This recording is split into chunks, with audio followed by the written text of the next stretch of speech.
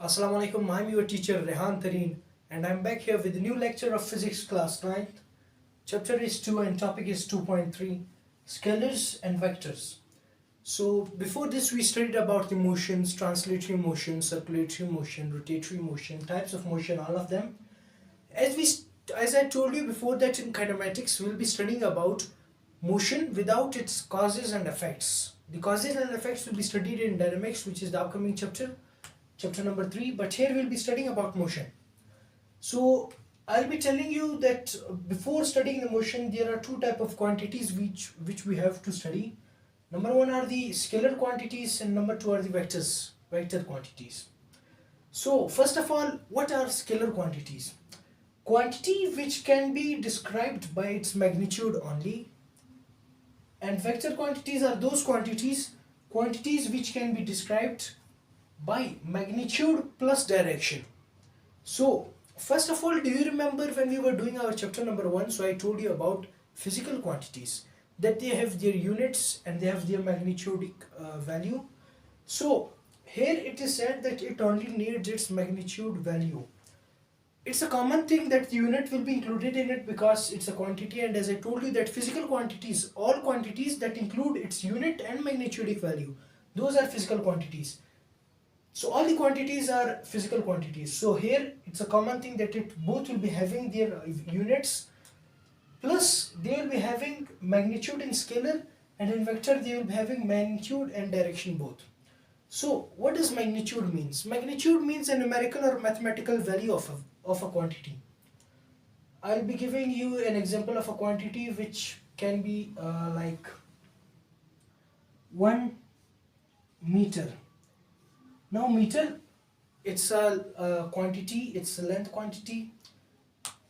And another example you can say that 273 Kelvin. So 273 Kelvin, this is the basic unit. So 273 Kelvin. Kelvin, as we studied about that K represents the Kelvin, and Kelvin is the unit of temperature. So temperature was a base quantity and a physical quantity, so it has only its magnitudic value. Now here nothing is explained that 273 Kelvin where, or 273 Kelvin towards which side, or 273 Kelvin of which area. Those things are not mentioned here. The temperature can easily be explained by the magnitudic value. It does not need any direction to explain it in these scalars. So those quantities which can be described by its magnitude only, they are said to be the scalar quantities. If we come to the vector quantities, quantities which can be described by magnitude plus direction. Now here a word comes which is said that magnitude, I told you before that what magnitude means. Another word is direction added up here. So what does direction means? Direction means in which path. For example, if you see the compass, so we have 4 directions there: the north direction, the south, the north, the south, the east and the west. The 4 directions we have. So the north, south, east and west direction, the vector quantities will be having a direction in there. They are towards north, they are towards south, they are towards east, they are towards the west. So they will be having a direction up there. Here it can also be that if you go in the geometry, so in which angle, in which degree angle, 45 degree. So that also shows the direction. Now a value which has its magnitude, for example a vector quantity, you can say that a vector quantity of force. Now force is a vector quantity. Why? Because whenever you say that he is applying force, now there are two types of forces, pushes and pulls. Push means when you apply force on something and that is in the forward direction. Now here you are seeing that I am using the word forward direction when you push, and when you pull, so you are grabbing that thing towards yourself. You are applying the force towards yourself. So the word towards mean it's showing the direction. So here the vector quantities have their direction with it, and in scalar quantities they only have magnitude. They don't have any vector quantities. They don't have any direction because they can easily be explained by their magnitude only. Now scalar quantities don't have any specific type of representation. But still in vector quantities we have two specific types of representation of vector quantities. Now vector quantities have mathematical and graphical representations. In mathematical representation, the unit, or you can say the representing of the vector, will be with bold letter, it will be with a arrow upon it, or it will be a bar upon it. C bar, arrow A, and a capital bold A. The graphical, these are the simple representations. For example, if we come to the unit of force, so it is F is equal to MA. So here force will be a bold value because it's a vector quantity. Another vector quantity can be speed.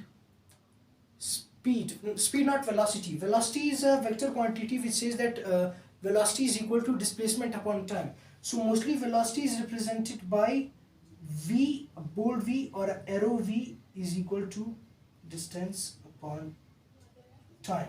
This is the formula of velocity force. So representing the vectors that it can be easy for the other one to understand will be using these three mathematical representations. Or if we come to the graphical representation, mostly you have seen that we make graphs in statistics, and in class 9th we have geometry, in which we are making graphs in chapter number 8.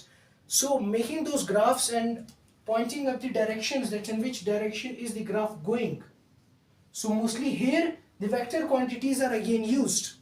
If we have the comparison of anything, for example, in further topics we'll be having speed time graphs, etc. So there you will be understanding it more easily.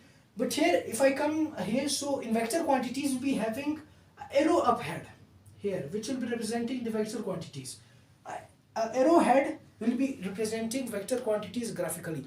For example, you may have seen the signboards on the roads. So they show up directions like this side, forward.